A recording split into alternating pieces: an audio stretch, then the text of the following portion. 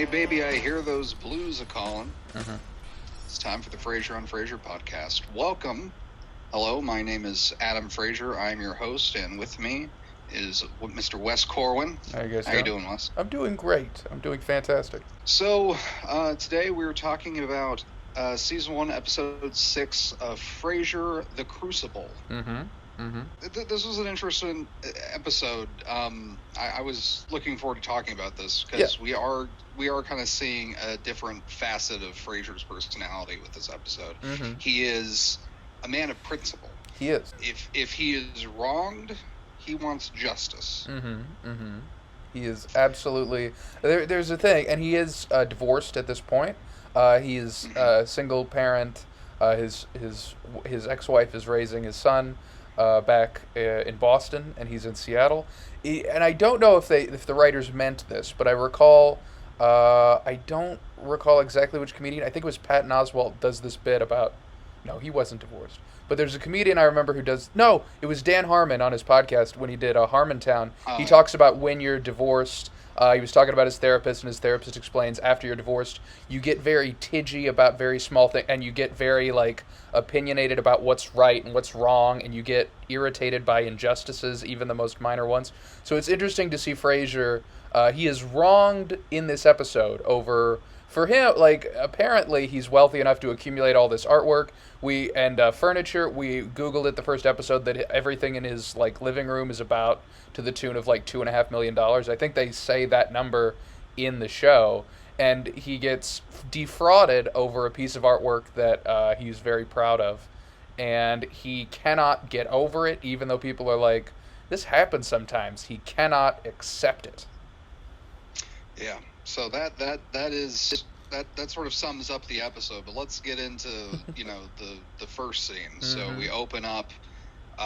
Frasier's in his booth at KCL. He is attempting to do a show. He's having a hard time getting people to call in. Mm-hmm. Things are slow. It's a beautiful day outside, and normally in Seattle it's a little rainy. People stuck inside have nothing to do. Figure they'll call into the radio show, and Frasier is stuck with nobody calling in. It's too nice outside. So he starts singing, which gets people to call just right in. That's what gets people to call in. Is to stop Frasier from singing. When the moon hits your eye like a big pizza pie. And at first I thought the caller was trolling, which I didn't know if that was a thing in '93. But he's singing the song about when the moon hits your eye. And the caller, who was Robert Klein, famous stand-up comedian, played not actually Robert Klein, but the caller is like I didn't know that. I didn't know who it was. Robert Klein. He's a comedian. He's very famous in comedy circles and nowhere else. But so I understood. He was on an episode of Dr. Katz, Professional Therapist. I see. Yes, he was. You can't take that away from him, and that's how you know you made it when you were on an episode of Dr. Katz, Professional Therapist. So he starts asking, my wife wants to go to Italy, and I was like, oh, this guy's goofing on Frasier because he just sang the song When the Moon Hits Your Eye like a big pizza pie, and instead it's played very straight. The guy presents it like, my wife wants to go to Italy, I really want us to get a sump pump, and Frasier is like, you've got to go to Italy, and the caller is like, I really want this sump pump. And he really had his heart set on it. He still thought he should get the sump pump, and Frasier explains how important artwork and feeding our souls. He brings up that he bought this super cool painting by local Seattle artist Martha Paxton, and he's as so often that happens on these call-in shows when Frasier is dispensing advice to his callers. He kind of makes it about him. He is uncomfortable when the conversation is not about him. So he decides to drag it towards him and his recent art purchase, and the guy insists he wants a sump pump, and then he sort of hangs up on the guy, and it is revealed Frasier doesn't know what a sump pump is, and it is never explained. Yeah, it's Roz's like, if you need one, you'll know. Yep, if you need it, you'll figure it out. So, after the show's already after they've already gone off air, Roz gets a call and apparently it is the artist of the painting that Frazier just bought, Martha Paxton. Who is a fictional artist, but played by Martha Rosenthal, or Miss Rosenthal, who is an actual artist. Right.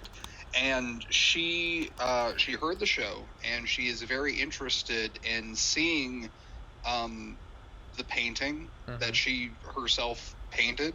Right. So Frazier invites her to a cocktail party that he's hosting to sort of reveal the painting, which we find out was all just concocted at the last minute just because he wants to meet the artist. Threw it together through this party, invited everyone he could to make it seem like, oh, well, come over for this party that I was already going to throw to show off your painting, Martha Paxton. So, I mean, yeah, we get to, later that night we have we have this party, which I think this is probably the first real party we've seen being thrown in Frazier's apartment. Right. One of many to come. Oh, how exciting. Yes. Now, this show is pretty well known for its, there are many episodes in this show where Frazier and Niles, they throw a dinner party and, hijinks ensue. Things go awry. So this is kind of the first of what's to come.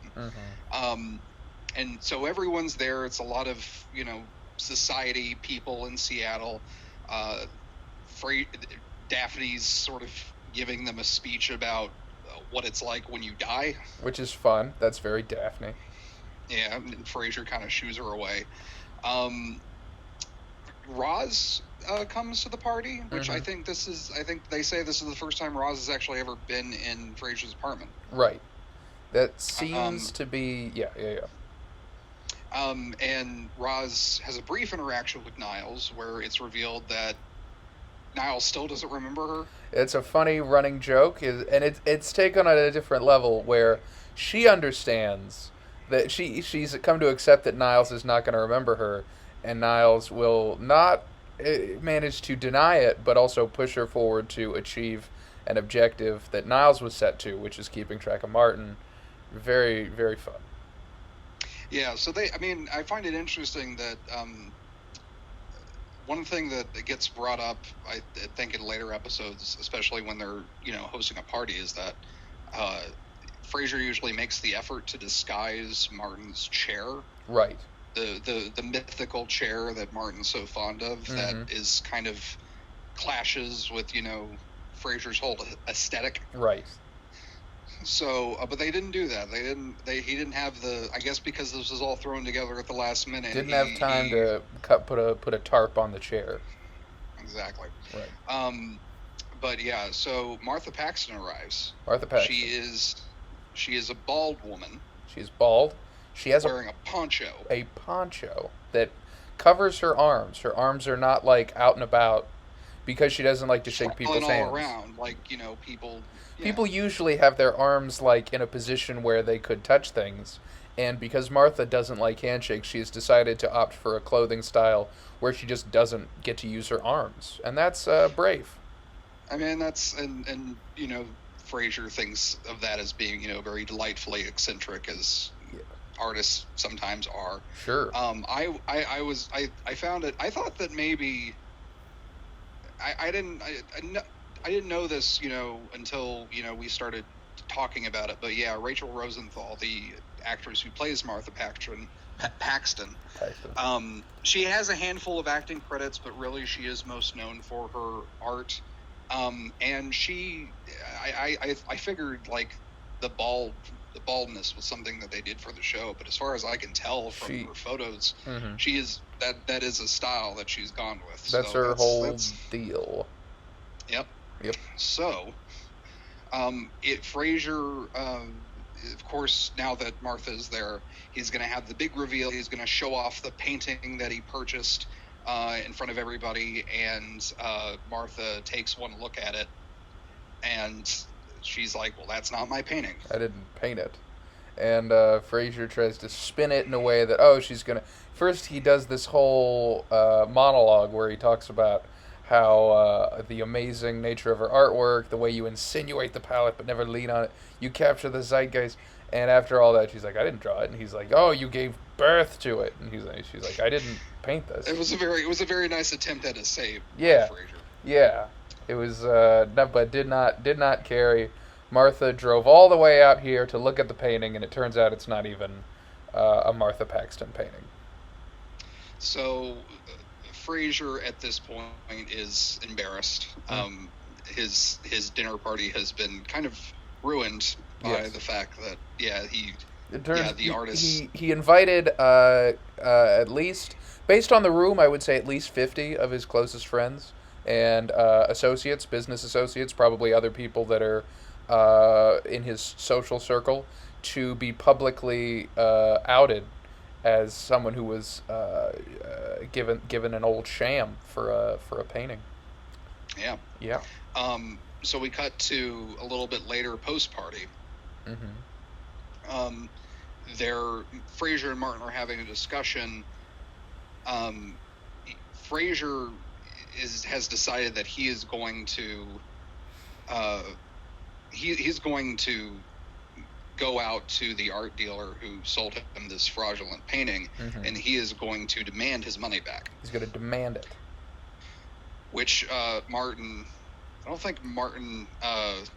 He recognizes that Frazier's a little bit upset. Maybe he needs to, cool off, think about this. But Frazier, ever so sure of himself, is going to, he's going to get justice. He's going to get his own justice.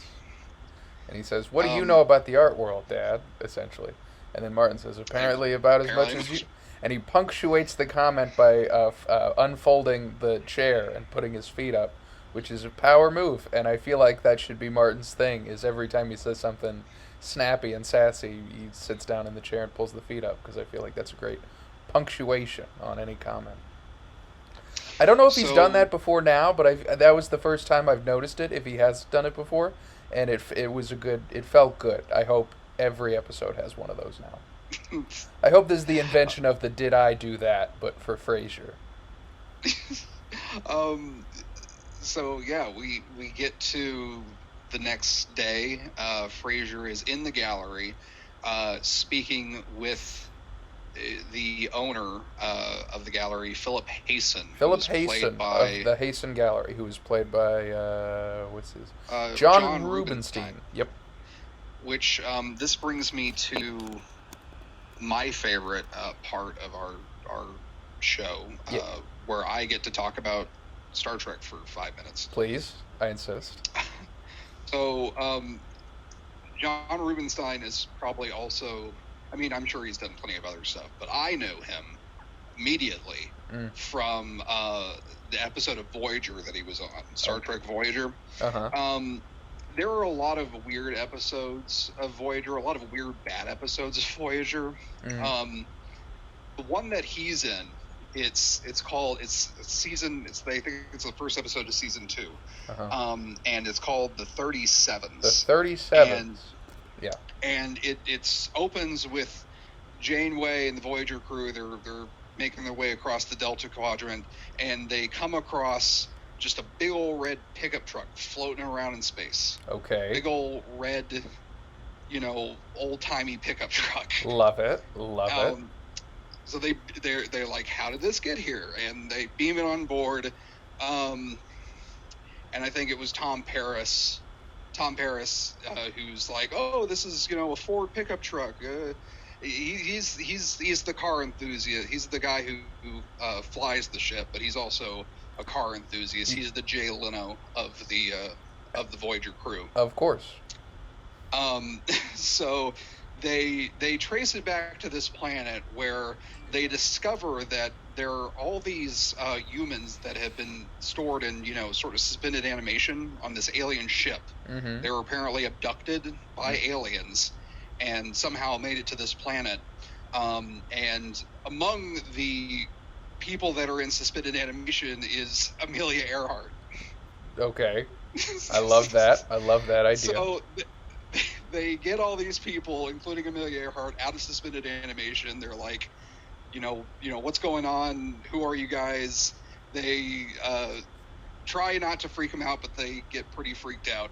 And then, to complicate things, they wind up meeting another group of humans who have apparently are descendants of this group of humans that have been in suspended animation, and they have made sort of a home for themselves on this planet. Okay. And I believe it is John Rubinstein that plays, the head of this civilization on this planet.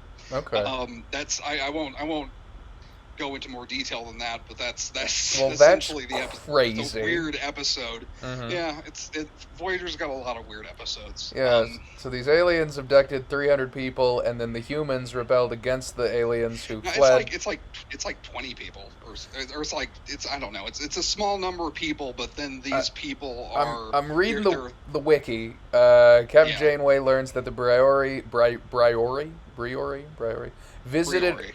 Thank you. It visited Earth in 1937 and abducted some 300 humans, bringing them to the Delta Quadrant to use as slaves. The humans later successfully rebelled, and the alien fled and never returned. 15 generations later, there are more than 100,000 humans living in 3 cities on the planet.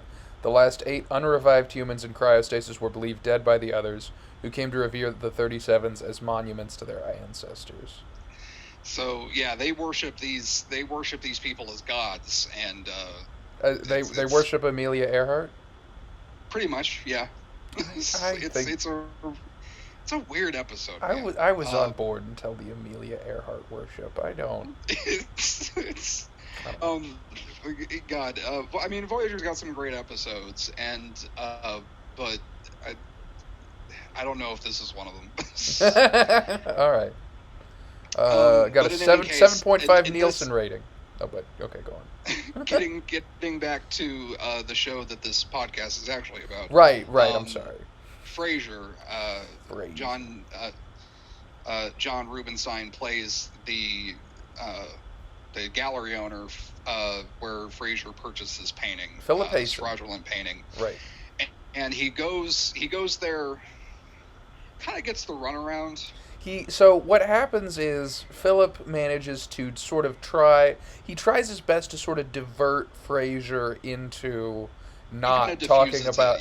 You can't return an item if the guy's busy like plying you with wine, and at some point Frazier tries to call Philip Hayson, the owner of the gallery, over to the painting so he can demonstrate that the name is fraud. Like, hey, it says Martha Paxton, but I asked Martha Paxton and she told me she didn't paint the thing. And he summons something that the script refers to as 2 shills. 2 of Philip's shills come into the room, and they come and they start they fawn over the painting as if it's amazing, and Philip sets them up with lines, and the 3 of them begin to gab excitedly about the painting. Probably what they did that initially sold Frazier on the painting, but Frazier sees through this facade and is like, but she didn't paint it. And then everybody indicates, oh, it says on the corner that she painted it, and he didn't. It's a forgery. And Philip says, if it is, it's a good one. And Frazier tries to very directly ask for his money, and Philip still tries to it was the most interesting thing. Frazier was like, I want my money. And Hayson was like, I'm sure you do. And there was just a very condescending way, yeah. And there was a lengthy pause where Frazier was like, I know what you're doing. You're handling me. You're agreeing with everything I say, hoping I'll tire and go away. Phil goes, whatever you say. And I had to Google because Frazier started saying, I don't believe it. You're shining me on. You are shining me on, which is a phrase I'd never heard before. And I Googled it in the moment. I'm going to Google it to make sure I get the meaning right. To deceive one or to tell one a lie, especially in order to deflect or avoid responsibility for something. Which is I think this is one of the things about Frazier is he's pretty good at expressing himself, and I think that sums up the situation quite nicely. That just about captures the whole sphere of it. And he kind of goes on a tirade about, where is the justice in this? And Philip responds, if you ever find justice in this world, let me know, will you? What happened? What happened? What origin story for Philip Hayson will we get later? Because that's deeply fascinating. This is a man who... It's all just to kind of wear Frazier out. Some people, want to sell Martha Paxton paintings. Other people just want to watch the world burn. So that kind of sums up, I think, Philip Hayson. So Frazier, after he indicates that he's not going to leaves the gallery, returns home, still has the painting in his possession.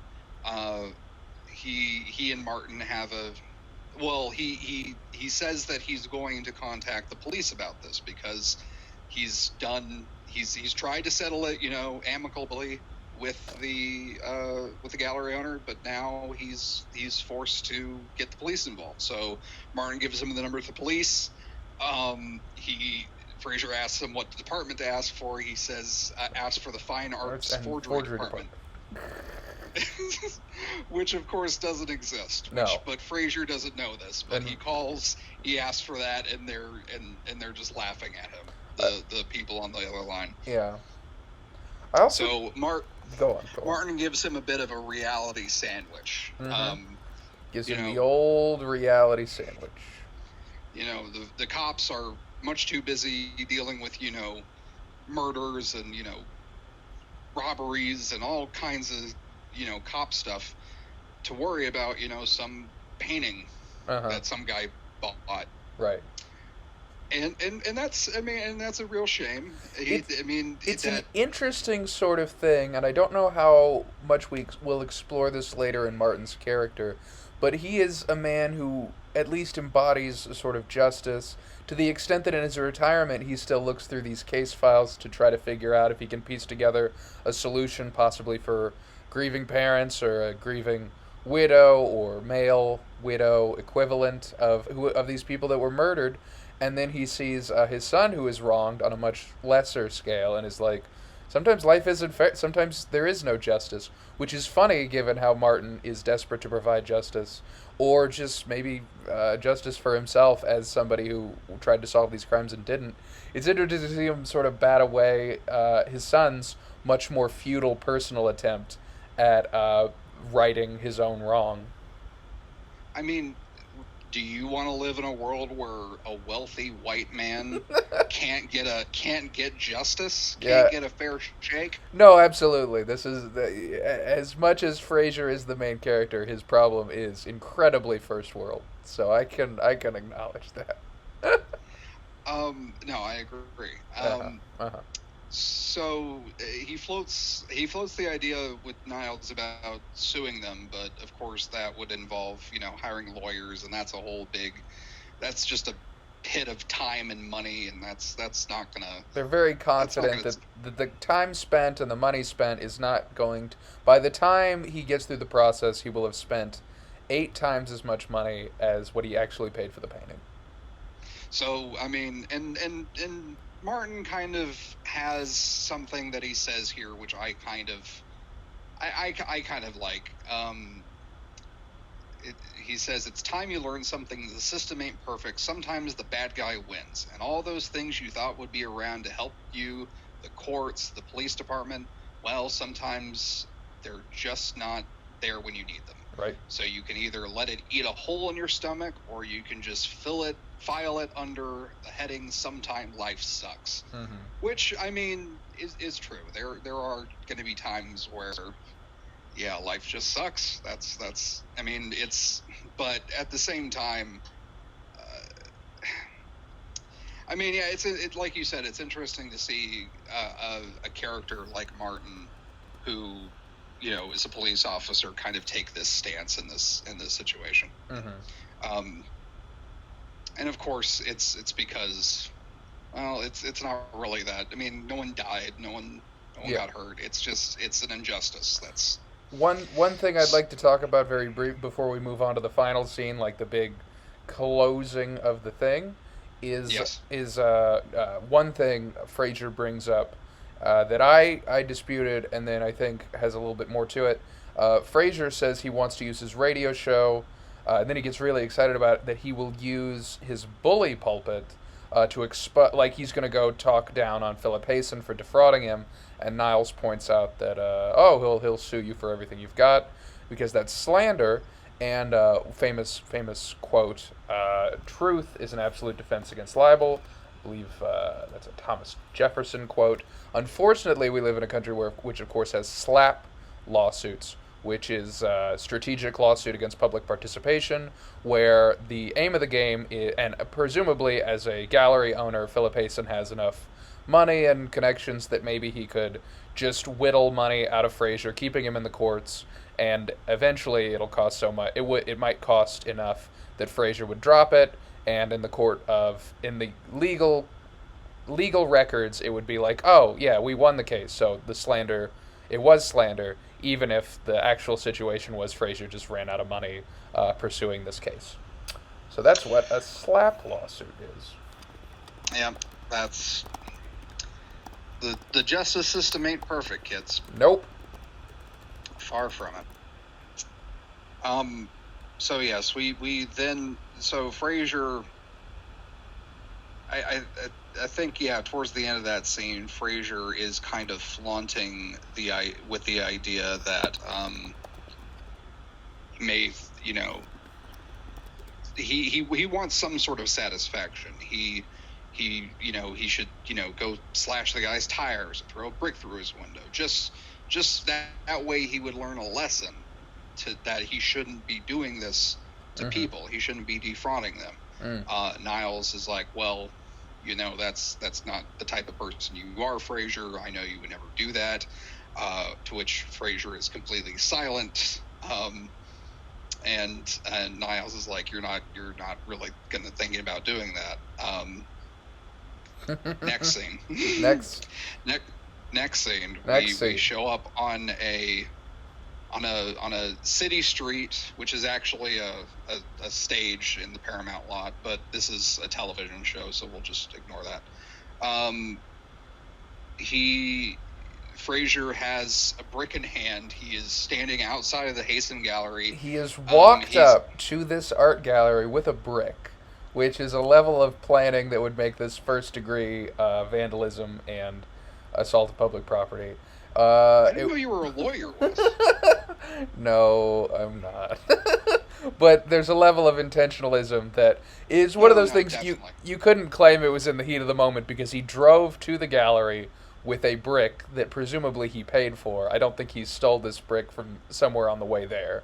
That would suggest that this was planned and conspired to be committed, this crime. So he spends some time looking out for people, making sure that he's completely alone before he does this, and before he can, Niles pulls up in I think his car, and says to Frazier, you can't do this, stop what you're doing, this is really stupid. So Frazier, he says, Niles, no, I'm not going to do it. This is I'm going to do this because I don't care if it's wrong. This is the only thing left. The line must be drawn here. Mm-hmm. And that is the moment Niles decides to draw Frazier in and remind him of a time that Niles was wronged in middle school, I believe. Let's see. Yeah, or junior high school. Junior high school, which is probably the same thing as middle school. Probably a very similar thing to middle school. And he talks about how he was in the shower, and someone took all his clothes after gym class, hung him up on the goalpost, and instead of calling a teacher or somebody to help him or getting an emergency pair of clothes, he went out in a towel onto the football field to try to fetch his clothes off the goalpost. And that must have been a very I can't imagine the showers are right next to the field. I have to imagine there's a lot of distance traffic. Maybe. I'm no expert on the layout of schools, but I would have to think that they got them at least somewhat close. I can't imagine. I'm visualizing my own high school in Keller, Texas, where there was a football field with a small stadium area with all the seating and stuff, and the showers were on the property, so you'd have to walk through the parking lot. Maybe Niles and Frazier went to a junior high school that had a football field that was inside of their school building somehow. For Adam, maybe that's what you're. Yeah. Is that what you picture in your mind? Yeah, I guess so. I guess I'm thinking of my school. Sure, of course. And he cites how his towel flew off, and everyone was laughing, and the coach of either the gym class teacher or the football teacher put up hands, and Niles didn't know what that meant. He didn't realize it meant goal, which is funny. At that point, and Frasier's like, Niles, why are you telling me this? And Niles explains he was humiliated. He went home. He cried his eyes out. He wanted to get even. He wanted to commit his own property damage. He wanted to put sugar into Coach Medwick's gas tank, and Frazier stopped him with the quote, "If you act like a barbarian, you will become a barbarian." And Frazier was like, "I said that?" And Niles said what he said was a lot longer. Niles had to listen because he was sitting on Frazier was sitting on Niles' chest at that point, which is the first time I think we're ever given a picture of Frazier and Niles roughhousing in any sort of physical way. They are both very chatty. They seem to solve all their problems with discussion, so it's rather humorous to imagine Frazier sitting on Niles. We also, from the fight episode, are given a picture of Frazier being very not being particularly good in combat situations. So the idea of Frazier's having a physical advantage on Niles is also pretty. I imagine Frazier's fighting style is something akin to like one of those old timey boxers where it's like put up your dukes. Fisticuffs. Yeah, absolutely. Yeah, I like that.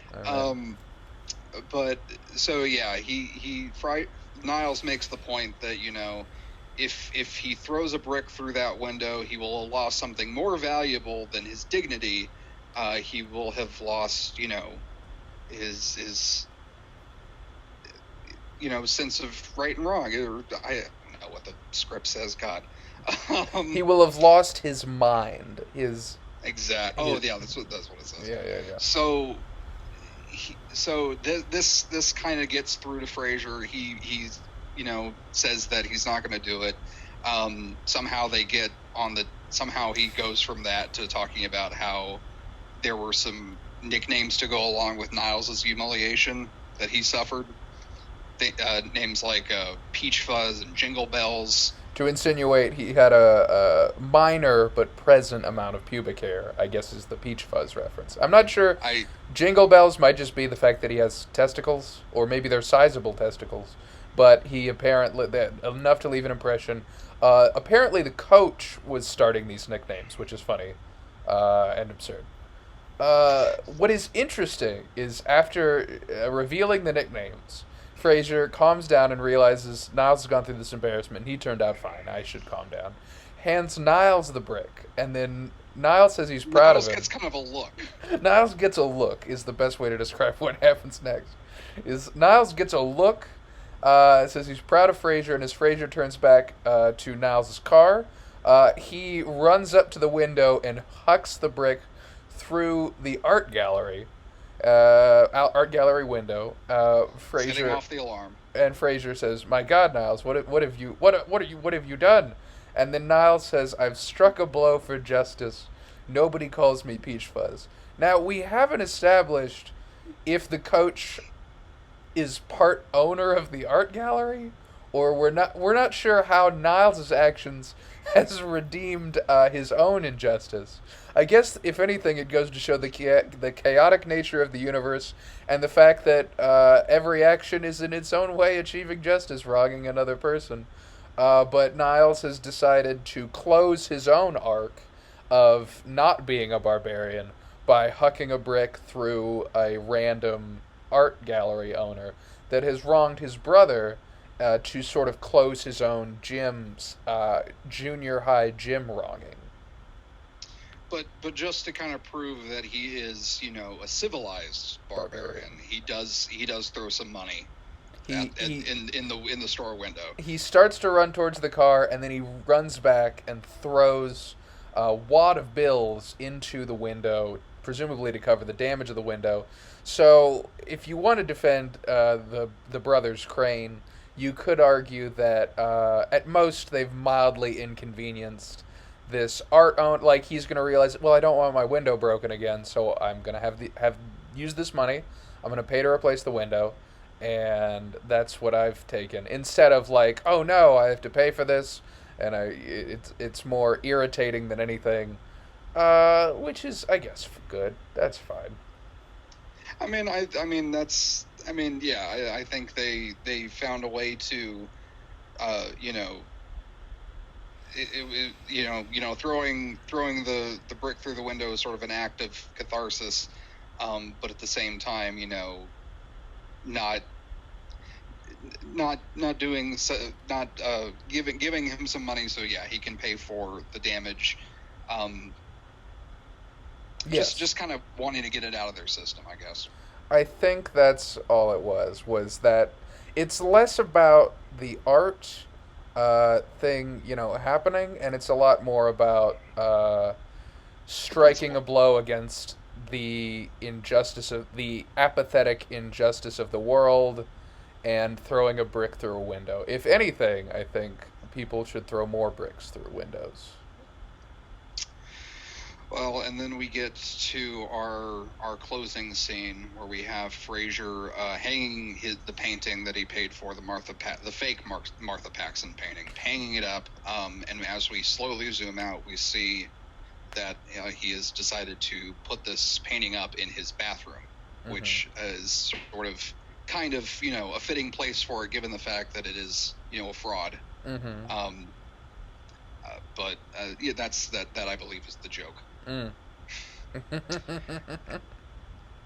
Yep. So we have that is our episode. That is episode 6, The Crucible. Wes, any other thoughts?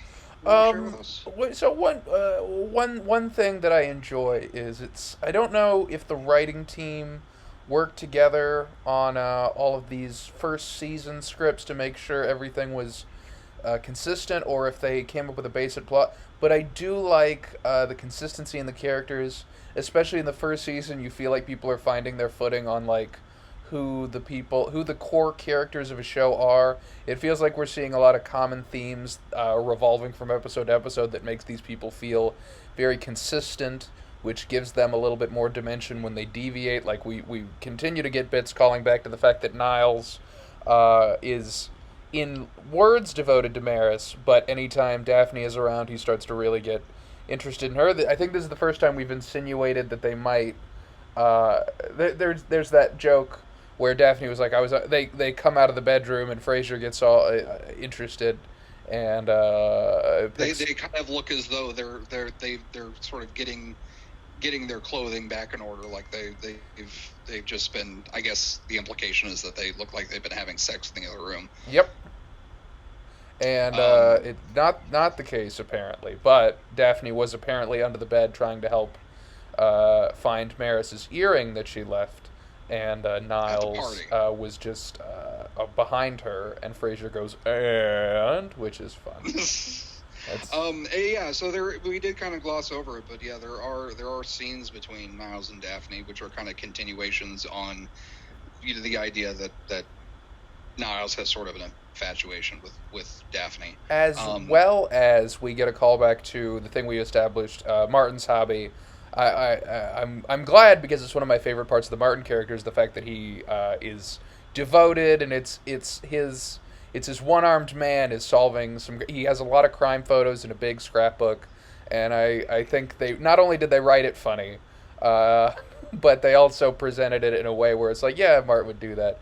Is the whole idea that like Frazier was humiliated that Martin decided to pull out these scrapbook photos to start showing to people at the party, and Martin was like, "What? She wanted to know," and Frazier was like, "She wanted to know," and Martin was like, "Yeah." She said, "Aren't these meatballs the messiest things you've ever seen?"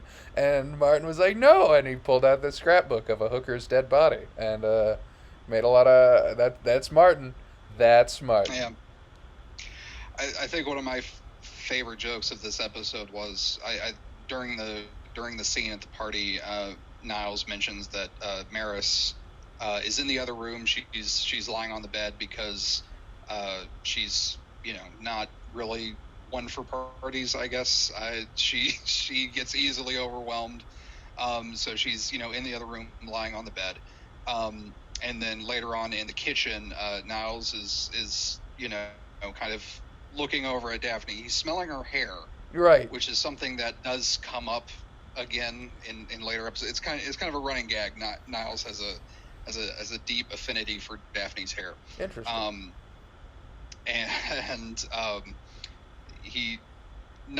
Daphne kind of catches him sniffing her hair. Mm-hmm. So Niles has to put on this, this front. It's like, well, why would I do that? I'm a happily married man. I love my Maris. And then a guest walks in and is like, where should I put my coat? And Niles is just, throw it on the bed, which is where Maris is sleeping. Maris has decided, the first time we've seen Maris actually get to Frazier's house, and she has been buried under a sea of coats because she was exhausted at the idea of being interesting. And Niles is just telling people to pile the coats deeper onto her and create a sort of cocoon of safety, which is in some ways loving, but also in other more practical ways pretty awful. Yeah. So, that is the episode. Our next episode, I guess we're on episode 8, Beloved Infidel. Oh, wait. Which, yes. Episode... Yeah, when Frasier... Oh, wait, no, I'm Call Me Irresponsible. Call Me Irresponsible. Frasier faces a personal and professional dilemma when he begins dating the ex-girlfriend of one of his radio show callers. Oh my goodness! So this is a moral conflict for Frasier. Oh. He's had an injustice. Now he's going to have to grapple with a matter of ethics, right? Conflict of ethics. He's dealt with injustice. He's handled the lumber mill. Those are the two things you handle. But now we're moving on to new subjects like ethical issues. And I guess it's saying that we're going to see Frasier dating someone, which I think is the first we've seen. So that'll be interesting. Eddie Van Halen is going to pop up. It's going to be a great episode. Yeah. All right. Well, thank you once again for listening. Again, my name is Adam Frazier and Wes Corwin. Tip of I'm taking off an invisible hat to you guys. You guys have a safe day. Yes. Good night. The Frasier on Frasier podcast wishes to thank KCL780.net for providing episode transcripts and Ronald O'Connell for providing our theme song, Frasier MIDI.